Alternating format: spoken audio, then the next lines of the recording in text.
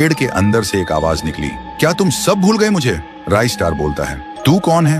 पेड़ बोलता है, मैं हूँ ठुन ठुन ठुन साहुर। एक वक्त था जब मैं भी इस गांव का एक प्यारा सा बच्चा था, लेकिन 100 साल पहले मुझे इसी पेड़ से रस्सी बांधकर उल्टा लटका दिया गया, गांव वालों की आंखों के सामने, और मेरी मौत को तमाशा बना दिया गया, सिर्फ इसलिए क्योंकि मैंने एक राज देख लिया था जो लोग छुपाना चाहते थे। और उसी पल से मेरी रूह इस पेड़ से जुड़ गई। उस दिन से मैं इंसान नहीं, एक सज्जा बन गया, और हर पूर्णिमा में एक राजदार को चुनता हूँ और फिर उसे उसकी खामोशी का हिसाब देता हूँ। राइस स्टार बोलता है, लेकिन अब तो वो लोग मर चुके हैं ना, जो तेरा कसूरवार थे। अब तू मासूम लोगों को क्यों मार रहा है? पेड़ कुछ देर चुप रहता है, फिर बोलता है, ठीक है, बस एक बार मुझे याद करो, एक दिया जला दो, फिर मैं कभी किसी को नहीं मारूंगा। फिर रात में सब लोग आते हैं, एक एक दिया जलाते हैं, और तभी पेड़ अपने आप से आग पकड़ लेता है, और आखिर में मुक्ति मिलती ठुन ठुन ठुन साहुर को।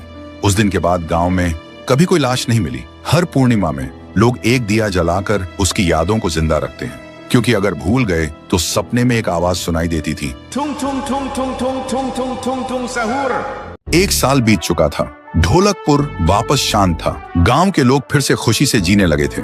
हर पूर्णिमा को लोग एक दिया जलाकर ठुन ठुन ठुन साहुर को याद करते थे। पर एक रात कुछ ऐसा हुआ जो फिर से सब कुछ बदल के रख दिया। लाशें फिर से मिलने लगी। हर 2 दिन बाद किसी न किसी के घर के सामने एक कटी हुई लाश पड़ी होती। गांव फिर से कांप उठा। एक दिन सब लोग महाराज के पास पहुंचते हैं और रो रो कर गांव की घटनाओं के बारे में बताते हैं। रात को महाराज 2 सेनापतियों से कहते हैं, जाओ और खोजो इस कांड के पीछे कौन है। लेकिन सुबह सिर्फ उनकी लाशें लौट कर आईं। एक का सिर था ही नहीं, दूसरे के पैर कट चुके थे।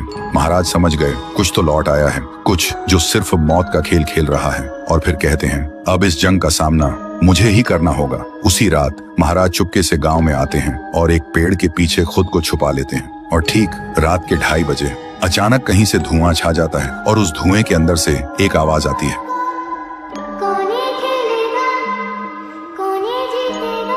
और फिर धुएं के बीच से निकलती है एक गुड़िया, गोल आंखें, एक बेजान सी मुस्कान, लेकिन चेहरा मौत का पैगाम।